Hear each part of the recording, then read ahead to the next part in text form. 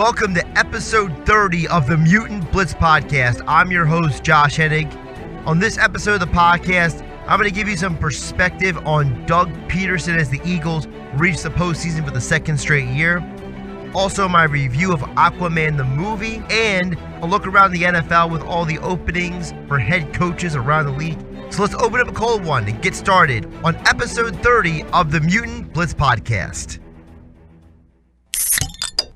Topic number one on this episode of the Mutant Blitz Podcast.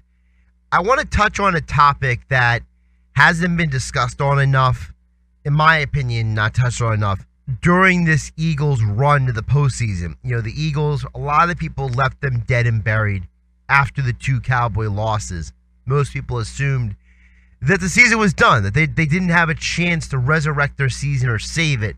We got 8 NFL head coach openings right now in the NFL, and we'll get into that a little bit more later in the podcast about what those openings are, why they're open, and what to expect from those hiring searches.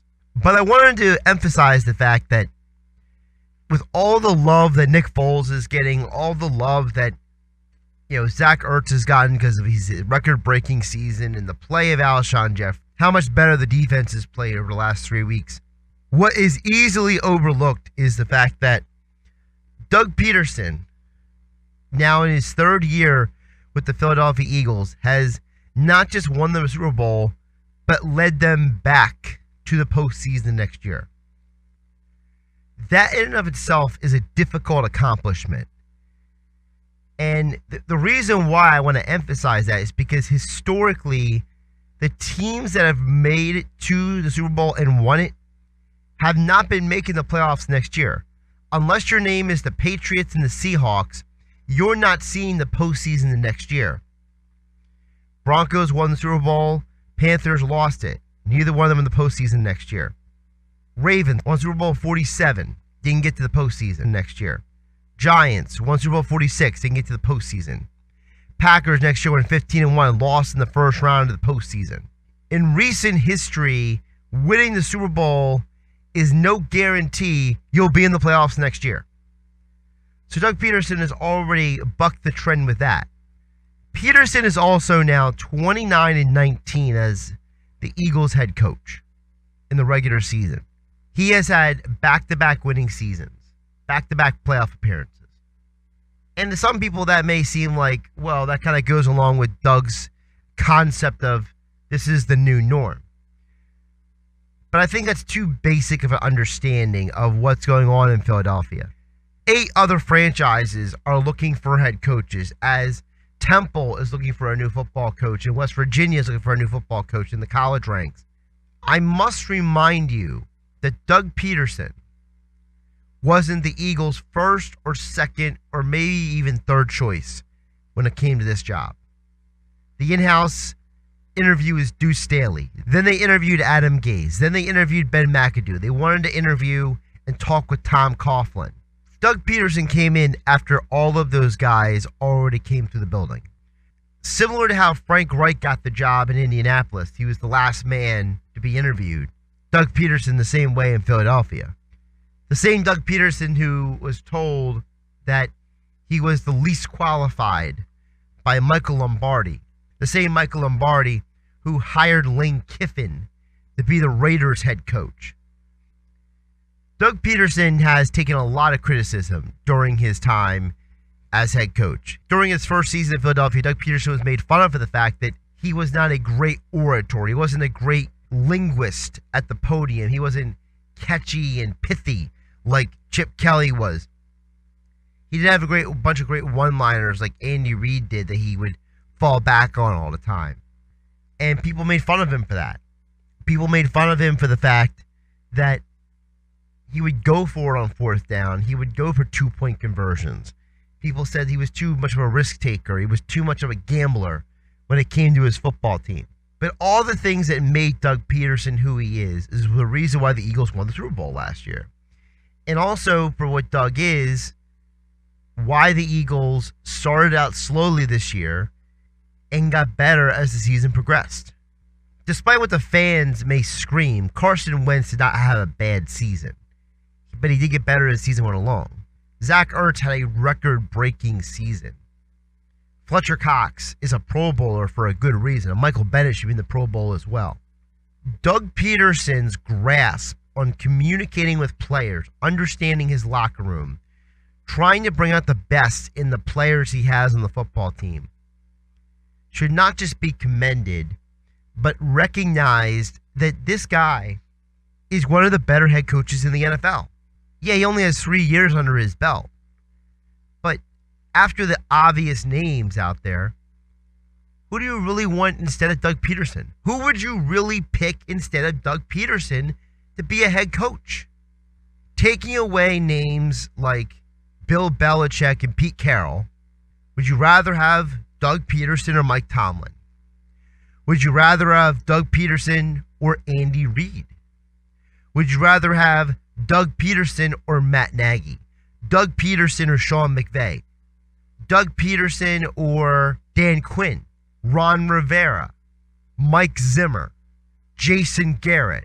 Don't laugh, I'm serious. Jason Garrett has won a couple division titles. He's got a decent resume. Outside of guys like Sean Payton, Pete Carroll, and Bill Belichick, there's very few coaches you honestly would take instead of Doug Pederson. Because Doug Pederson, if nothing else, is a football man. He loves football. He cares about his players. He cares about the franchise. He wants the best for everybody involved. And he wants to win. And that's what he cares about.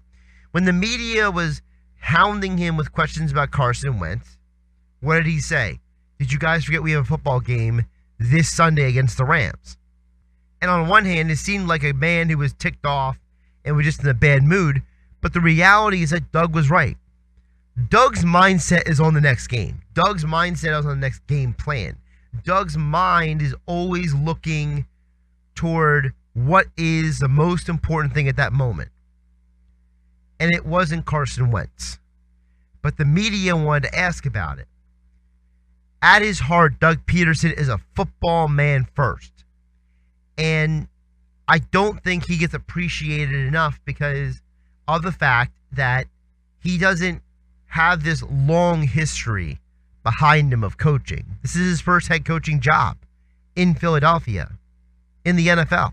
The only other time Doug Pederson has been a head coach at any level was at Calvary Baptist, a high school, for 4 years. In the NFL, he's been an offensive quality control coach. He's been a quarterback's coach, an offensive coordinator, and then a head coach. So while you look around the NFL and see Marvin Lewis 0-7 in the postseason, the Bengals finally moved on from him. Adam Gase makes one playoff appearance in 3 years. He's out the door. Mike McCarthy, won Super Bowl, struggles the entire tenure after winning that Super Bowl. He's out the door in Green Bay. Mike Zimmer has had one offensive coordinator quit on him, another one leave for a head coaching job, and he fired a third, and now he has his fourth offensive coordinator in Minnesota. Jason Garrett, for winning the divisions that he has a few times now, the Cowboys haven't made a deep run in the playoffs. They haven't even got to a conference championship game. Even the Falcons have done that multiple times. Because Philadelphia is such a hypercritical city, we overlooked a lot of the positives in life. You know, Philadelphia, by its nature, is the city that it could be a beautiful day outside, but they find something to complain about. It's too hot. It's too cold. It's too humid. It's not warm enough. Why is traffic not moving as quickly as it should? There's a reason why it's called Negadelphia. Now, look, I love the city. It's the city I was born. It's the city I'm from, but I'm being a realist with you. The fan base appreciates Nick Foles more than Doug Pederson. But yet, there is no Nick Foles without Doug Pederson. Doug Pederson was the one who first found Nick Foles for the Eagles organization. It's Doug Pederson who changed the entire playbook and customized around Nick Foles to maximize who it is. It's Doug Pederson who has simplified the offense for Nick Foles for him to excel. It is Doug Pederson who has made Nick Foles into the folk hero he is. There is no Foles without Pederson. Don't forget that. There is no Super Bowl. There is no Nick Foles. There is no winning culture in Philadelphia without Doug Pederson. It's about time people start appreciating Doug Pederson more. And like I said, Be honest with yourself. How many coaches, not named Sean Payton, Bill Belichick, and Pete Carroll, do you really want instead of Doug Pederson? Think about that the next time you want to complain about Doug play calling or Doug on any aspect of his game. There's one thing to be critical. It's another thing to constantly cry and complain about something that is actually better than what you have had. Topic number 2 on this episode of the Mutant Blitz Podcast. I went and saw Aquaman recently. I finally had the chance to make some time out of my life to go see it. Things have been very busy for me lately at the radio station as well as at home. And, you know, it's one of those deals where I've been waiting to see this movie for months. And now that I finally had the chance to see it, it was well worth the wait. Before I get into the spoilers and the review of the movie, Aquaman just recently passed the 200 million mark domestically. They have now grossed up to 822 million total worldwide, which is now past Wonder Woman. Aquaman is now one of the highest grossing DC movies of all time. And it's only been in theaters for about 3 weeks. And one of the reasons it's been so successful is because of the fact that the movie is totally different than what you've ever seen from a DC film before. And that was very significant because DC Entertainment really lost their way when it came to making these movies. They were so desperate to get into this arms race with Marvel instead of establishing their universe one pillar at a time. Instead of doing that, they threw out there Batman v Superman and Justice League, and they didn't really give you a lot of origin and foundation and a reason to even care about those characters. They treated it like, well, you know who Harley Quinn is, and you know who Batman is, and you know who the Flash is, so you should come watch this. They never established you loving those characters before you were willing to invest your time and energy into those characters. And even the introduction of Aquaman on the Justice League was done in a very haphazard way. So when DC got rid of almost everybody in the upper management of the DCEU, which is also known as the DC Entertainment Universe, their version of the Marvel Cinematic Universe, the people at Warner Brothers and DC realized that what they had been doing was not working. And to put it simply, there were people at DC and Warner Brothers who thought, well, Christopher Nolan did this great job with his 3 Batman movies. They made a stupid amount of money. They were very successful. So we're going to try to replicate that formula. So what did they do? They brought in the people who were involved in the Batman movies to be a part of the Man of Steel movie. And for the most part, Man of Steel was a very well done movie. But then moving forward to movies like Batman v Superman and Justice League, they thought, well, Batman was dark, so we're going to have our movies be dark and brooding, which was the dumbest thing ever because Superman is supposed to be a beacon of hope. Batman is a vigilante in a dark city. He himself is not a dark individual. He's not a dark character. You know, he's not going around killing people all over the place. So they cut corners. They tried to be dark. They tried to be different than Marvel. And it didn't work as well as they wanted to. Suicide Squad underwhelmed horribly in their performance. Batman v Superman and Justice League were both underwhelming as well in what they were able to do at the box office. So they needed a totally different approach. They went out and got a director in James Wan, a guy who's very good at creating universes, establishing an entity unto itself. You look at some of the movies that he has done, his horror movies like Insidious and The Conjuring. These are horror films that stand alone. Now, horror movies are not my thing, but I appreciate the fact that this is a guy who makes movies and creates a universe unto itself that can stand on its own 2 feet away from everybody else. He took those fundamentals into making the 7th Fast and Furious movie, and he did an excellent job with it. It was arguably one of the best Fast and Furious movies of all of the F&F movies. So he was able to take what he did with the horror movies, what he did with the Fast and Furious 7 movie, And he brought a lot of those aspects into his work on Aquaman. And what you saw from Aquaman was a movie that was going to have to be different. Because if DC was going to move forward with their slate of movies, coming out in 2019 are 2 more movies. Shazam's coming out in April. The Joker origin movie is coming out in October. And then in 2020, you have the Birds of Prey movie and Wonder Woman 1984.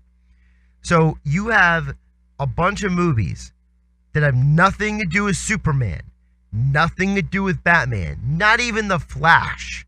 You are having to introduce characters that have to stand on their own 2 feet without the support of Batman and Superman.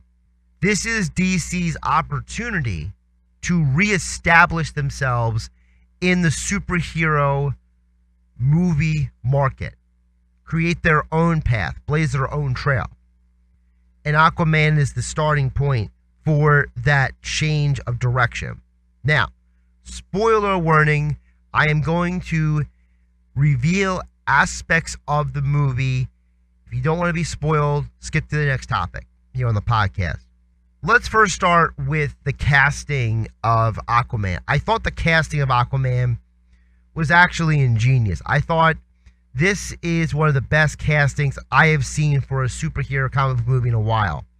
Jason Momoa being Arthur, Amber Heard as Mera, William Dafoe as Vulko. Remember, the same William Dafoe said he would never be in a superhero movie ever again after being in the Spider-Man Tobey Maguire movies. Yeah, that William Dafoe. Nicole Kidman as the mother of Arthur, Atlanta. Also, Dolph Lundgren as King Nereus. A very interesting casting there. Even you have Tamara Morrison as Tom Curry, the father of Arthur and the love of Atlanta, the queen of Atlantis. Morrison has a history of being in these types of movies. He was Abin Sur in the Green Lantern movie, and many years before that, if you Star Wars fans may go back in your memories, Star Wars Episode 2, he was Jango Fett. So you're talking about a guy who's been around some of the sci-fi superhero type movies already. He does a great job of playing the father of Arthur Curry. And I think the casting of all these characters was very well done. I think that it also allowed you to embrace those roles of those characters. One of the problems I have with some of the initial DC castings, like Ezra Miller for The Flash and others, is that it really felt like they were trying to stereotype their characters instead of letting the actors portray the characters. So I thought that was a bad job by some of them. But they let James Wan do what James Wan does. He was very involved in every aspect of this movie. And as you're going to see in the Aquaman movie, if you have seen it or you're going to see it still, Aquaman does a great job of standing on its own 2 feet. It's not trying to fit into the DC universe. It's not trying to be like other DC movies. It's not trying to set the stage for anything. It's a standalone movie like Wonder Woman was in the purest form. I like the concept that Aquaman is no longer a pretty boy. I felt that sometimes in the comics, with his blonde hair and his blue eyes look, that Aquaman was a little bit too much of a pretty boy for my preference. I didn't like that concept because of the fact that if you are a man raised without a mother most of your life, so you grew up in a single parent household with a father who works at a lighthouse, and you learn how to fish, and you learn how to work around the house, and you learn to work with your hands, the likelihood of you being a pretty boy is pretty unlikely. You're going to have a rugged side. You're going to have a little bit of a tough guy, rough and tumble side to you. And at times, whether it was the comic books, and especially the DC animated series, a lot of times they made Arthur to be too pretty.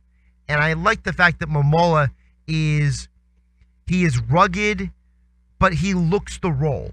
He physically looks the role. He aesthetically looks the role. And he doesn't have to be pretty to fit the role. He looks like a man. He doesn't look like some idyllic figure. And I think that that's great for for people to appreciate this movie, because if you're out drinking at the bar and pounding back beers with your father, I'm sorry, but I don't see a pretty boy, blonde-haired, blue-eyed guy doing that. So Momoa also fits a role. He fits a type of story they're trying to tell, which is of a guy in Arthur who doesn't think that he's worthy. He doesn't think he's worthy of being king. He doesn't think he's worthy of being a hero. He doesn't even think of himself as a hero.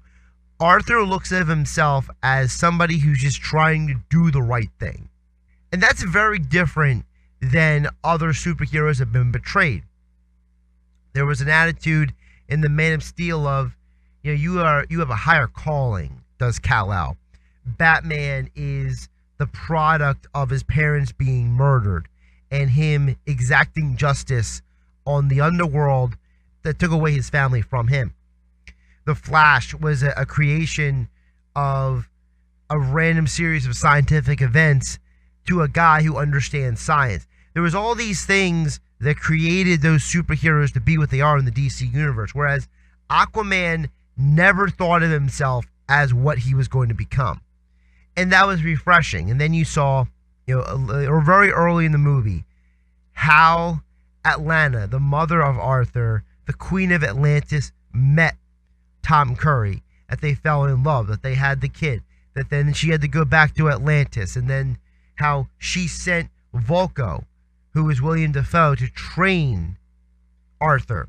And William Dafoe does a great job of playing Volko, because the balancing act between this old sage who has a lot of wisdom and a lot of understanding, and being a guy who also has his own moral code that's a little bit different than maybe the people around him expected him to have.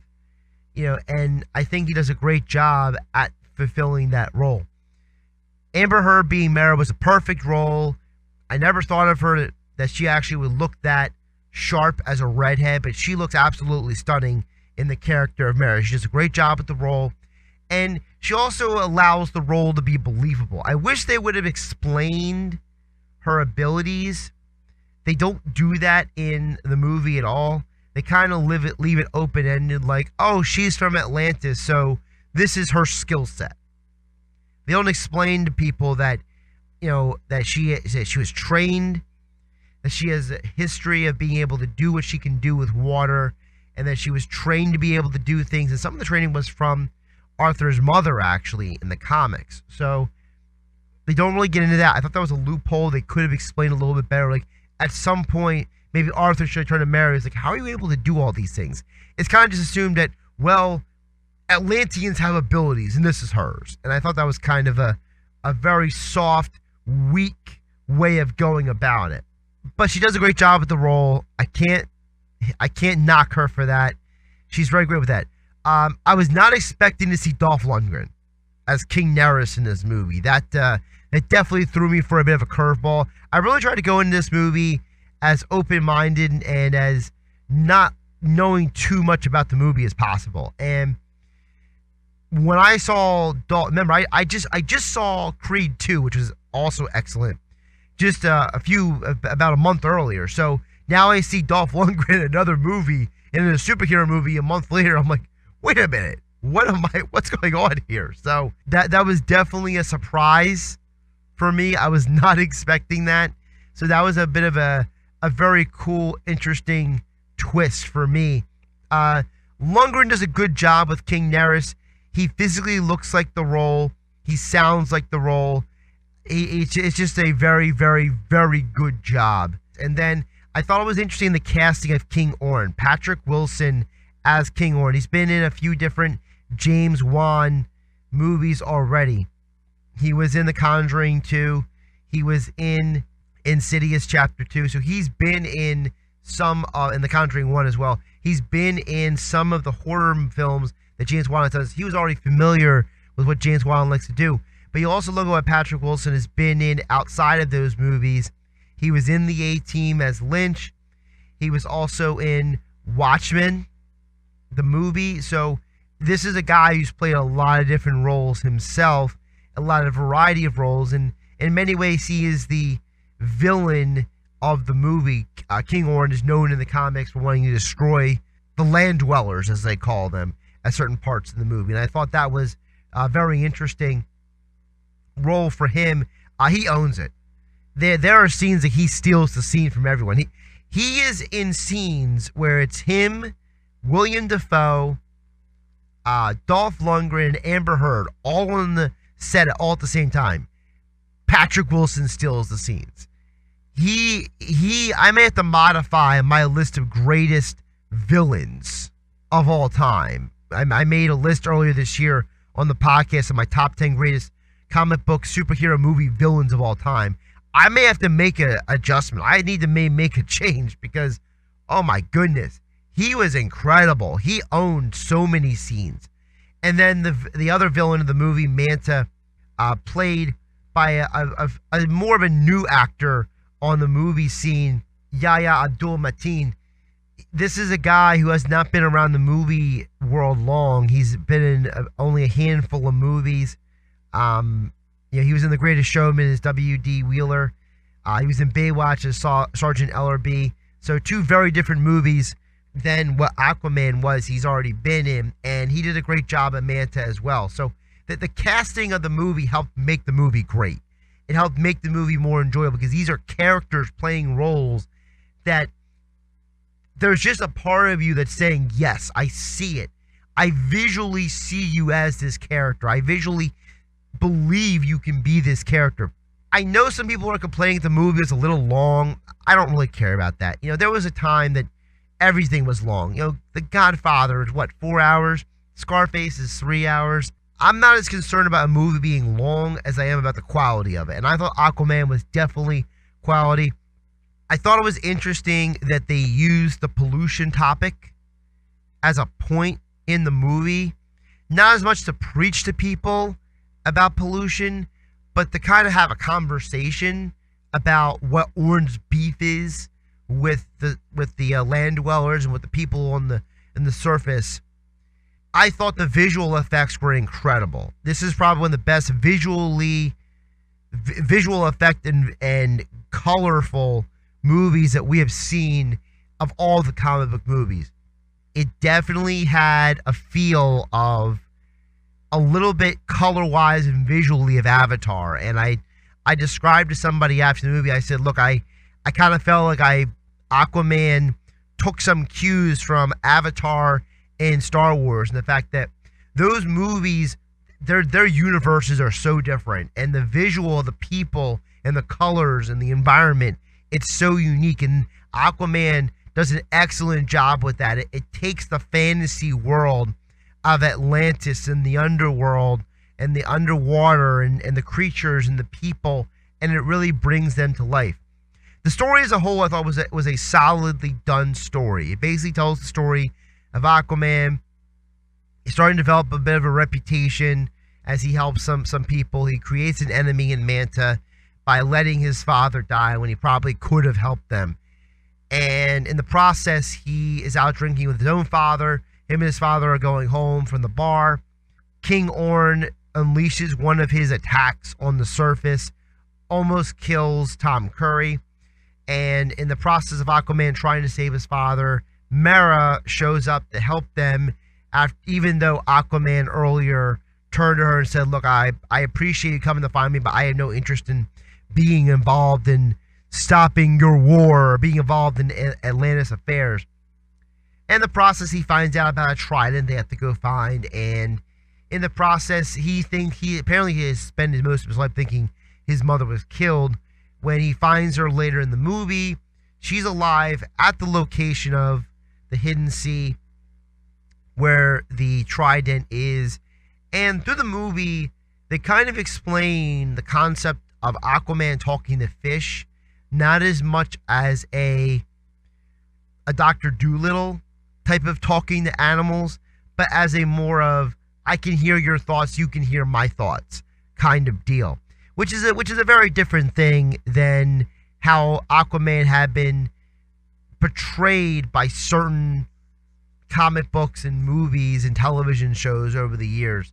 It was kind of it was an ongoing joke that, Aquaman talks to fish, okay? And I like the fact they didn't cheapen the concept of it. Superheroes, I like when superhero movies embrace the fact that even the character has bizarre or weird powers or something that's very odd or not considered like a cool thing to have. Like, there's no kid who grows up and would rather talk to fish than fly like Superman or run as fast as the Flash, right? Talking to fish is not exactly high on a lot of people's list of superpowers, but they make his ability of talking to fish something valuable, which is he's not just saying, I'm Dr. Doolittle, I can translate what these animals are saying. Instead, it's I can hear your thoughts, you can hear my thoughts, back and forth conversation. It makes it a little bit more substantive. And in the end, Aquaman stops the war, defeats Orn. Orn goes to prison. He's the new king of Atlantis with the new all-powerful trident that he was able to retrieve. Nicole Kidman's character Atlanta returns to Tom Curry, as she had promised him that she would. And everyone kind of lives a happily ever after in the end. And then the post-credit scene is Manta's not dead. He's found by a doctor, a scientist who was referenced earlier in the movie, Dr. Stephen Shin, someone who is known in the comics as a guy who's been a bit of an antagonist for Aquaman, a guy who has spent his life's work investigating the history of Atlantis. Randall Park does a very nice job playing the role. He definitely, I don't know if he would have been my pick for the role, especially since he already played in a superhero movie this year. He just played Agent Jimmy Woo in Marvel's Ant-Man and the Wasp. He's the S.H.I.E.L.D. agent assigned to monitor what Ant-Man is doing in his time as he's on house arrest. It's one of those deals where, seeing him in this movie was cool, but at the same time, it felt a little, shall I say, too soon. They could have found somebody else. And then, no, look, I don't know what he got cast. I don't know if he got cast in Aquaman first or in Ant-Man and the Wasp first, but he definitely had a little bit of an odd feeling to it. I'm not a fan of the timing of Park being in two superhero movies in two very different roles so close to each other, but I digress. If that's my biggest complaint, then the movie's really good. And it's not just good because people are going out to see it. It's good because, like I said, this is a fresh start for DC. This is an opportunity for them to not be dark and brooding anymore. This is an opportunity for them to embrace creativity, to embrace storytelling, to embrace actors and actresses who can steal a scene, can steal a moment, can have incredible on-screen chemistry, not just with each other, but with the audience watching. There were many times that when Amber Heard's character Mara is learning about the surface world, where she's learning about the people and the cultures, and she's introduced to flowers for the first time. All these different things on the surface world that she had never seen or experienced or heard of before. It was very unique and cool to watch and observe. It was more of a running joke in Venom, how Tom Hardy is learning how to deal with having a symbiote, inside of his body, like being possessed by this alien.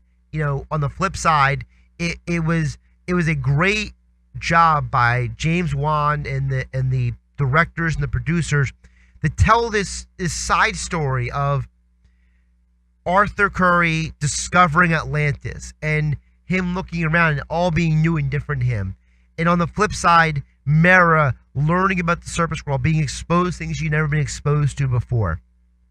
And how they kept emphasizing the fact that, Nicole Kidman's Atlanta was from a different world than Tom Curry, and how there was different people having to learn each other and learn about their different worlds. And it's great to see the natural interaction of all that. It's not forced. There's not a point in the movie where you feel like they're trying too hard. And I'll tell you about one scene. So Amber Heard is given a bouquet of flowers, and she smells them, and she's like, wow, these smell really good. And she decides to eat them. Now, she's never seen this before. She doesn't know what these flowers are for. She doesn't know that she was given them because she's a beautiful young woman. She just thinks, oh, you gave me these. Thanks, I appreciate them. Oh, they smell good. I'll eat them. And she's a little surprised how they taste, obviously, at first. But then she decides it's not too bad, and she offers a petal of the flower to Arthur, like, hey, you want some too? So it's a very interesting learning curve for her, just like Arthur is learning about Atlantis and about technology and about why it's there and about this world he's never been exposed to. And like I said, it gets back to my reference about Star Wars. In Star Wars, you're learning about these worlds and these characters for the very first time. You don't know about these bounty hunters and about the Force and about the Sith Lord and the Jedi. You're learning as you're going along, and there are characters in the movie that are discovering these things about these people and these characters in the Star Wars universe at the same time you are. So there are times that Luke Skywalker and Anakin Skywalker and all these different people, they're learning about these things as you are as the audience. And that's one of the endearing things about those kind of movies, which is the audience is along for the ride with the characters who are learning, just as the audience is learning. It's like you're learning with them. And so that's what I mean by chemistry between the actors and actresses on screen and the audience in the theater as well. The audience is being exposed at the same time the characters are being exposed to these different things. And again, I thought the movie was very well done. It was a fun ride. It has a lot of aspects of other action and superhero movies that I enjoy. The storytelling, you're going for the ride, how fun these movies can be, how colorful they can be, not just visually, but acting and story-wise. The depth of the characters, a character taking over a scene, the intricacies of telling a story like this, and then the casting, how important casting is to a movie. That's something that, frankly, Fox Studios was really poor at. This is something that DC was only maybe mediocre to above average at doing. Something that Marvel has mastered. Not something that Fox never fully understood. They didn't really spend a lot of time investing themselves into the casting of the characters. And look, guess what? Spoiler, I'm going to offend some people right now.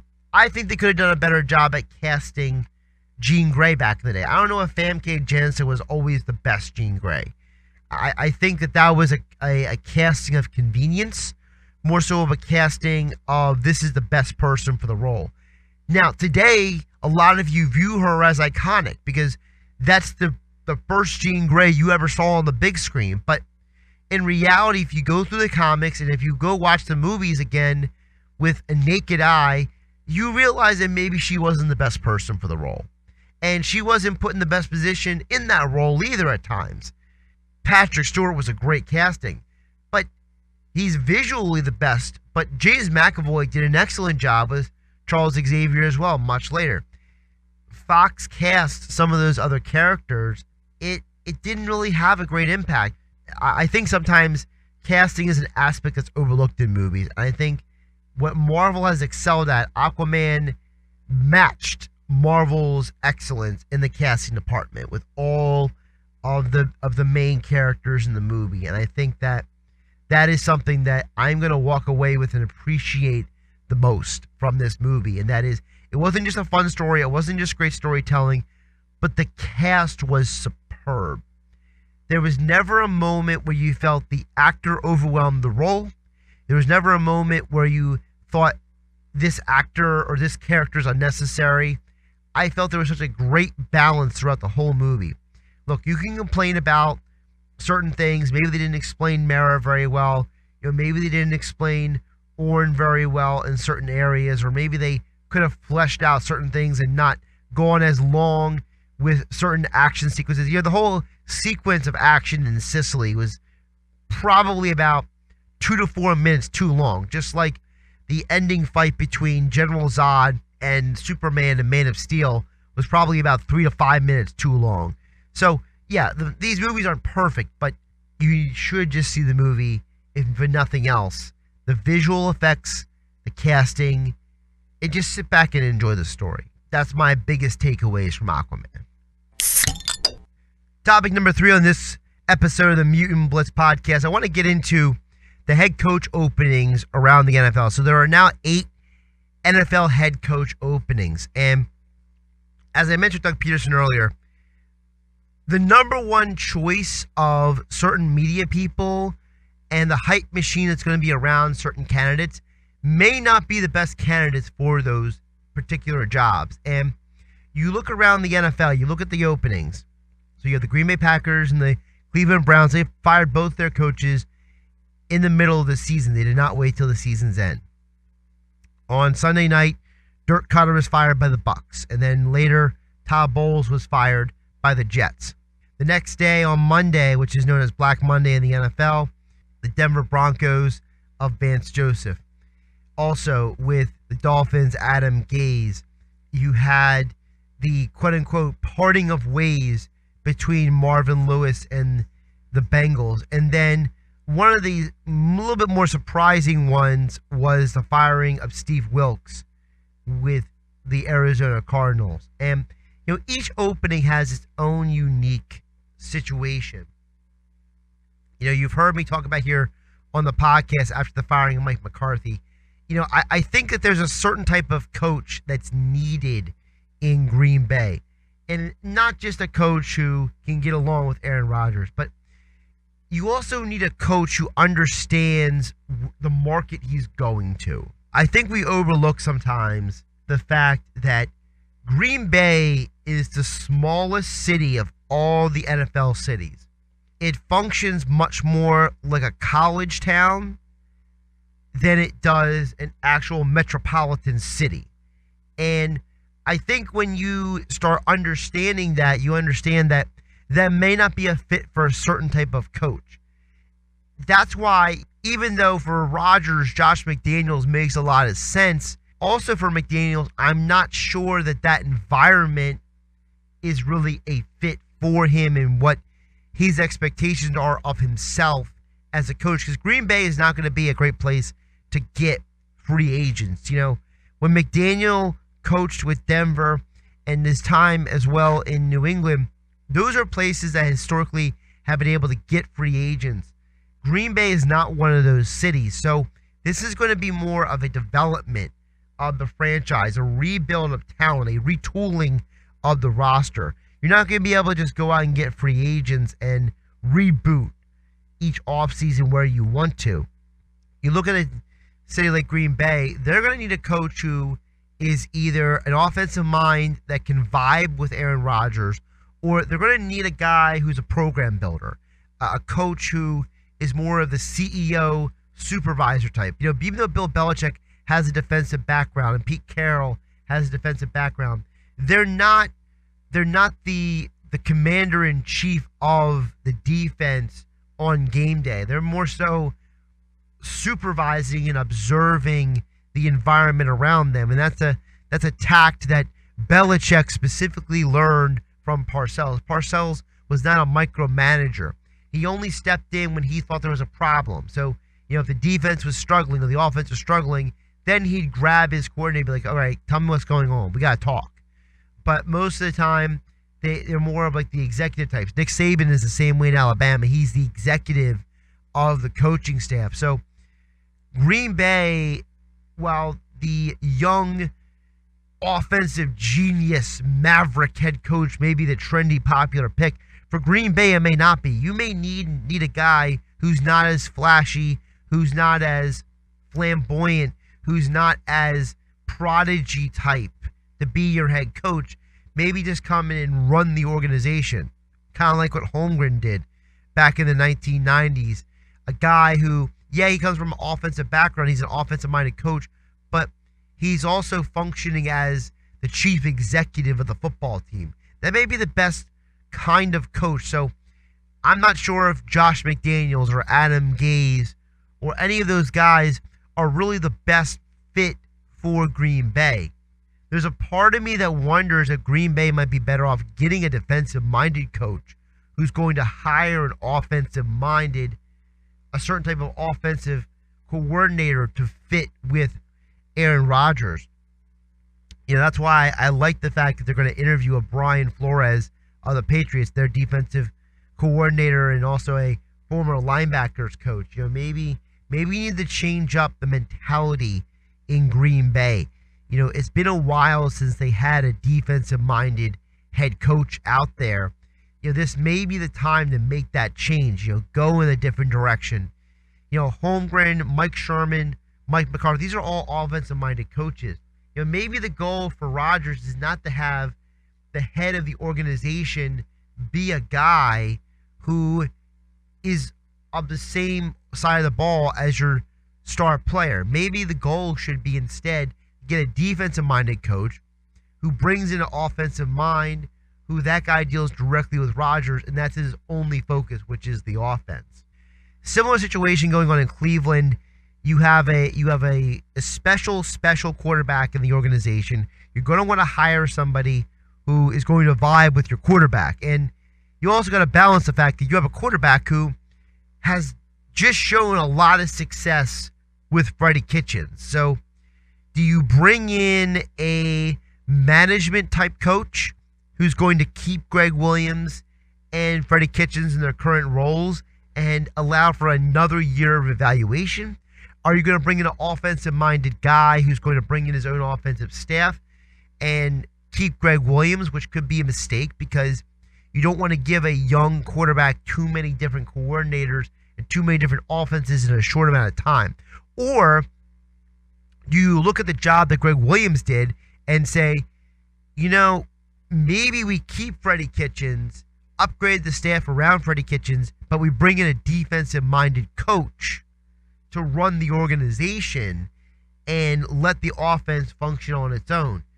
These are a lot of questions they have to answer. And Cleveland has John Dorsey, an old-school general manager, a guy who his history is in two very traditional organizations.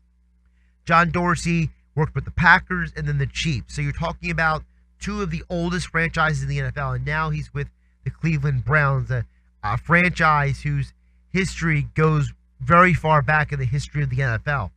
I'm looking at Dorsey, and I'm wondering if he looks at guys who are a little older, and maybe he's not as interested in the young, up-and-coming coach. Remember, it was Dorsey who was at the Chiefs with Andy Reid, was there. He was in Green Bay when guys like Mike Sherman and Mike McCarthy were brought in.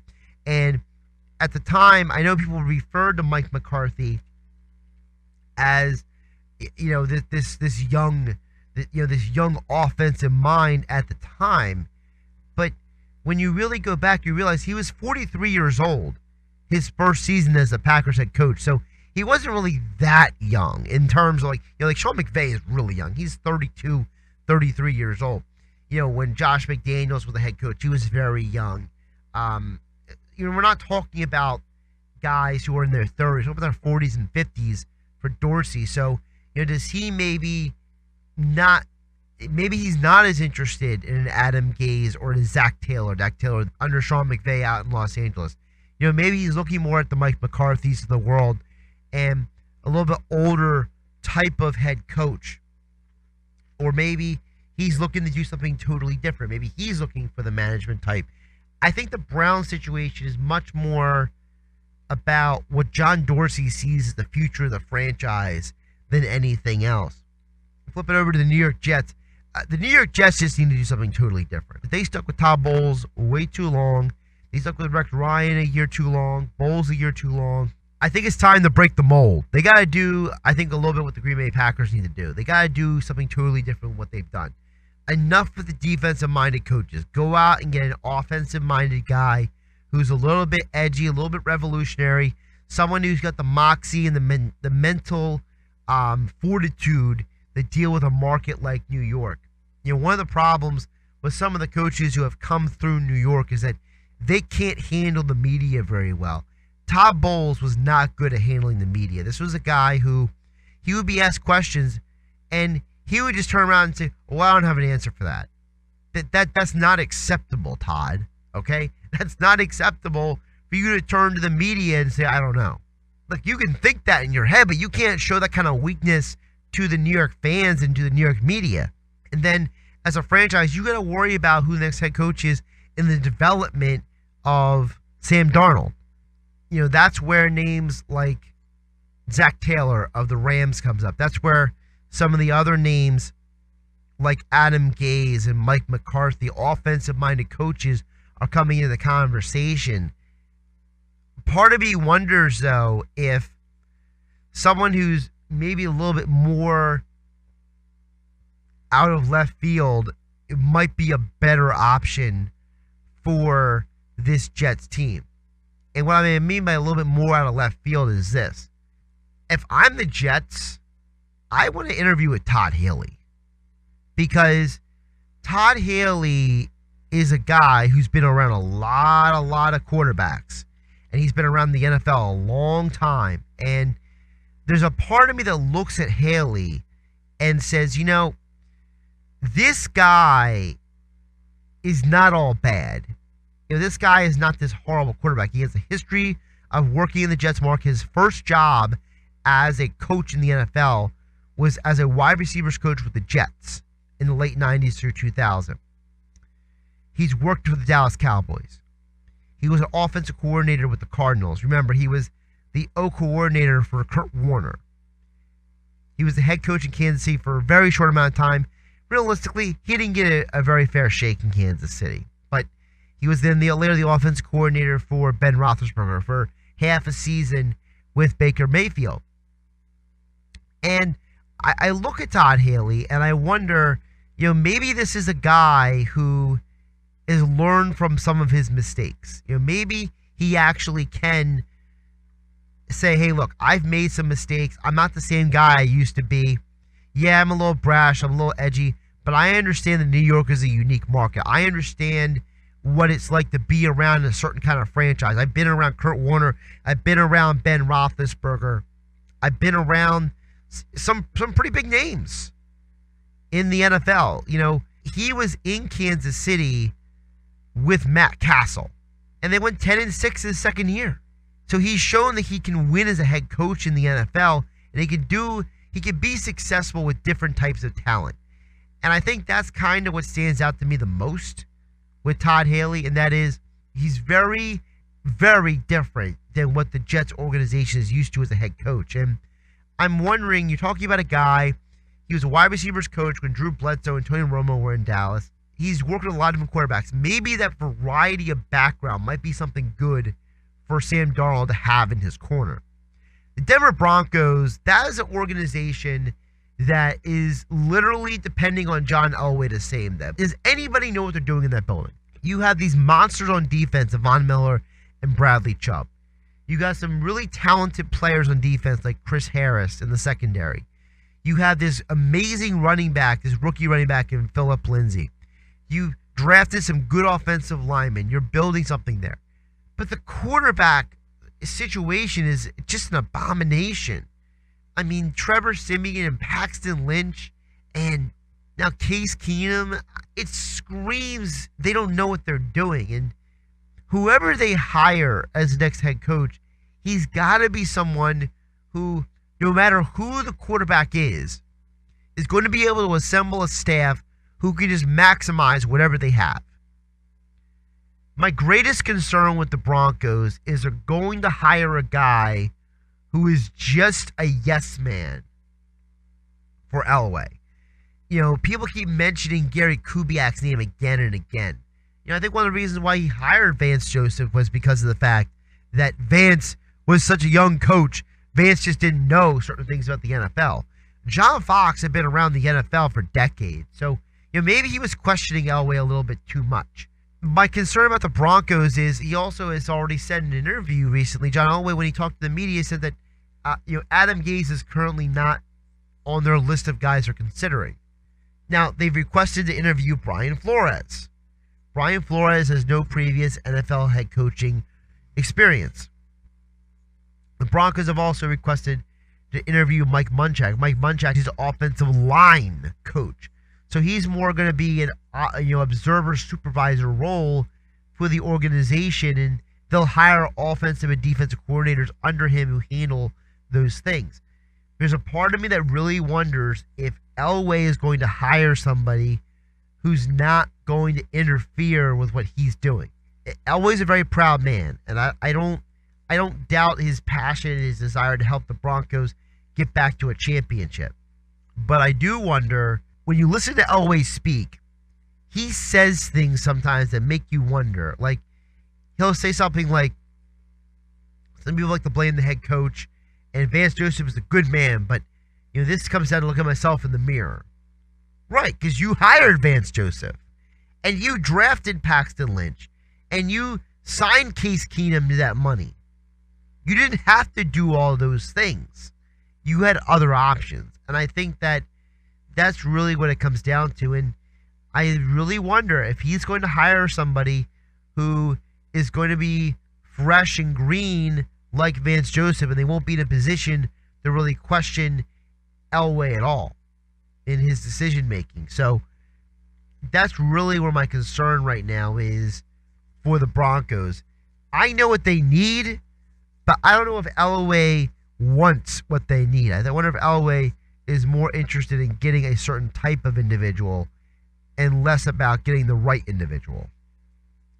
The Miami Dolphins are an organization that ever since Don Shula and Jimmy Johnson were the head coaches in Miami, this is an organization that is they keep changing what they really want from that job. And this is an organization, Don Shula was there for 25 years. And then Jimmy Johnson was there for 4 years after that. Ever since then, you're talking about Dave Wanstead, Nick Saban, Cam Cameron, Tony Sparano, Joe Philbin, and then Dan Campbell for a handful of games, and now Adam Gase is fired. So you're going to different sides of the ball. You're going for different types of coaches. You pretty much ran the gambit of old and young and offense and defense and management types and micromanagers and motivational speakers and hands-off guys. You've gone through every type of coach you possibly could at this point. I don't know what else they want from the head coach position. I'm not saying that Adam Gase was a great coach, but did you really need to fire him this offseason? They fired Sparano, and he was the first head coach to win the Dolphins the division in over almost a decade. In fact, since 1996, 22 years, there have been 2 division winners in Miami. Their names are Dave Wanstead and Tony Sparano. Read into that whatever you want, but for goodness sake, this idea that the organization really has a direction is get out of here. Jimmy Johnson didn't even win the division when he was there. Nick Saban didn't make the postseason. Joe Philbin didn't make the postseason. Adam Gase made the postseason his first year. The whole team got injured his second year, and this past year was more tumult and confusion going on. But who out there is that much better than Adam Gase? I don't see Mike McCarthy going to Miami at all. I don't know if Brian Flores would ever pick Miami over some of his other options. I know Matt Rule's name is being thrown out there a lot. Maybe he's the guy who needs to come in here. An organization, program builder, a management type of guy. He knows what it's like to build something from the ground up. He had to pick up the pieces after Al Golden leaving Temple and reestablish that program. He's had to build Baylor back to respectability after the Art Briles fiasco. Maybe that's the guy that Miami needs. A guy who's going to be a program builder, come in there and just hire a good staff to be on this franchise and kind of lead them in the right direction. The Tampa Bay Bucks are another organization that I don't know if they really understand what they're doing either. Ever since they got rid of John Gruden, the Blazer family, I don't think they fully understand what a head coach's job is. They should have never fired Lovie Smith. Lovie Smith was turning this organization from just no one respecting them to some sort of respectability again after the mess that was Raheem Morris and Greg Schiano. And they fired Lovie because they didn't want to lose Dirk Cutter. Now Lovie is growing a Santa Claus beard as the head coach of the Fighting Illini over in Illinois. And Dirk Cutter was an abysmal failure as the head coach and the guy who was supposed to develop Jameis Winston. They just should have let Cutter walk. Find another coordinator. Tampa needs a guy who's going to come in there and just run a good football program. They don't need the smartest offensive mind, the smartest defensive mind, or the youngest whippersnapper or any of that garbage, okay? What they need is a guy like what Tony Dungy did back in the 90s. Someone who's just going to come in there and change the culture, change how the organization views themselves, how people view them, someone who people respect, someone who is going to walk in the building and just demand people to look at him and respect him. Look, no matter what your feelings are about the Buccaneers under Gruden or Dungy, but from 1996 to 2008, you respected the Buccaneers organization. You respected the culture in that building. You don't anymore. And Lovie Smith was slowly getting them back to that respectability, and then they kicked him out the door. The Buccaneers ownership, the Blazer family, needs to take a hard look at themselves and realize that part of their organization's problems have a lot to do with them.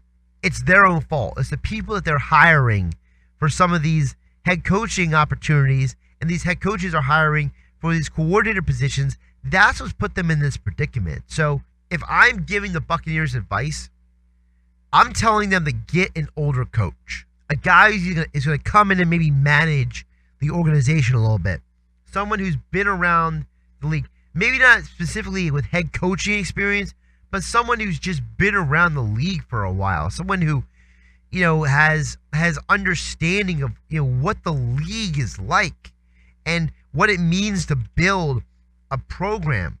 The first name that comes to mind that I think would make a lot of sense for them, I think the Bucs would be smart to do what the Ravens did over a decade ago. Go out and get a guy who's worked under Andy Reid, who has been around the NFL, who has coached for a long time in this league. Dave Toub, the special teams coordinator, he worked under Andy Reid for the Philadelphia Eagles. He was a special teams guy in Chicago for a long time. Now he's been in Kansas City for a long time. He's the assistant head coach and the special teams coordinator. If the Bucs are smart, that's the guy you call. Toub has played in the NFL a little bit. He's coached in college. He's coached in the NFL. He's an older guy. He understands what it means to manage an organization. He understands what it means, what it takes to be a quality football coach in this league. And I think that guy has the leadership qualities that can really turn the Bucs around, because the Bucs don't need to be looking at college. They don't need to be looking for the Zach Taylors of the world, because that's what got them in trouble with Schiano and Raheem Morris. They went for the young guy, and then they went for the college guy. And the problem is that if you can miss really wrong with those guys. Very rarely do you get a veteran coach and you miss that horribly. That's why Lovie Smith was able to start building something there, because he had the experience as a head coach and also a long time coaching in the league to know the difference between, when to say certain things, how to handle the media, and how to handle players. The Arizona Cardinals are a team that I think is in one of the biggest messes of all the franchises. You have this elite talent on your roster, the Patrick Petersons, the Chandler Jones, a high draft pick in Hassan Reddick. You have on the offense David Johnson, very much respected veteran, and Larry Fitzgerald, a young first-round quarterback draft pick in Josh Rosen. You have all of these pieces, and then there's no depth. I don't know what Keim is doing out there in Arizona, but apparently he's lost his touch. Steve Wilks was well in over his head, but instead of giving Wilks the opportunity to recalibrate his staff after firing Mike McCoy halfway through the season, they just get rid of Wilks. And all those guys are now going to be out of work because Steve Keim made the wrong decision at the head coaching job. Arizona needs stability. It's as simple as that. Bruce Arians gave that organization stability when they needed it the most. And that's why they had a stint of success with him, because he stabilized the organization. Wisenhunt helped stabilize that organization years before Arians got there as well. I think that they need a guy who's going to come in there and just be a stable voice for a while. A guy who the GM can guarantee that I'm going to keep around for a while. A guy who might make a lot of sense for Arizona. Mike McCarthy would make a lot of sense in Arizona. A guy who people respect, a guy who can kind of go in there, establish a different culture, a different mentality. If not McCarthy, another guy who I would strongly consider is Jim Schwartz with the Eagles. someone who's been around the league a while, is respected, to come in there and change the culture and change the environment. I don't know if the young, brand new coach is the right idea for that organization. I think they need a little bit more of a veteran guy to come in there and change the culture of the environment. I left the worst, or shall I say the best, for last, and that is the Bengals. Look, that organization had their greatest amount of success with Marvin Lewis that they've had since Sam Weiss was there. Marvin Lewis brought some respectability back to this organization, but Sam Weiss got to the playoffs and actually won games. Marvin Lewis couldn't even do that. Look, the Bengals have historically been a poor franchise. They just have trouble winning games, and I think the ownership stuck with him way too long. He was there about 4 or 5 years too long, and now they got to really make some decisions about what is important to the Bengals. What do they really want from the head coach? Do they want a defensive mind and an offensive mind? Do they want a manager, a more of a laid-back guy? I know they're interviewing Hugh Jackson and Vance Joseph, and most people will assume Hugh is probably going to get the job, but either one of those guys is not what that organization needs. But probably what they're going to end up with, because Mike Brown, he just has a history of hiring the wrong people. I mean, he hires Dave Shula, partly because his last name is Shula. Dick LeBeau has been a great defensive coordinator in the NFL, but as a head coach, didn't know what he was doing. Marvin Lewis stabilized a franchise that had been so accustomed to losing, but he couldn't win a playoff game. He was 0 for 7. You're talking about a Bengals organization that just makes some bad decisions with head coaches. When I look at the Bengals are an organization that needs a radical re-identification. They need something totally different than they've ever seen in that building, especially in the last 20 years. If I'm the Bengals, I would call Adam Gase. I would just be like, listen, we know that you came from a very bizarre situation. We are bizarre situations. We think because your experience with teams that are in transition, organizations that are in transition, that you might be good for this. And I think Gase would. Gase's experience in Denver and Chicago really helped his ability that first year to really be a good and successful head coach his first year with the Dolphins when they made the postseason. And I think that he is going to have learned from his mistakes. I don't feel like Adam Gase is a stubborn man. He doesn't come off as a guy who thinks he knows everything on planet Earth. So I get the feeling that he may be a good candidate for the Bengals. But they'll probably instead hire a Vance Joseph or Hugh Jackson, just because that's what Mike Brown might be comfortable with. Thanks for listening to episode 30 of the Mutant Blitz Podcast. If you enjoyed some of the topics in this podcast, hit the like button below and subscribe to catch each episode of the podcast, my perspectives on sports in the comic book, movie, and television world. If you have any thoughts on this week's topics, drop a comment in the section below, and I'll catch you next time. I'm your host, Josh Hennig, and you've been listening to the Mutant Blitz Podcast.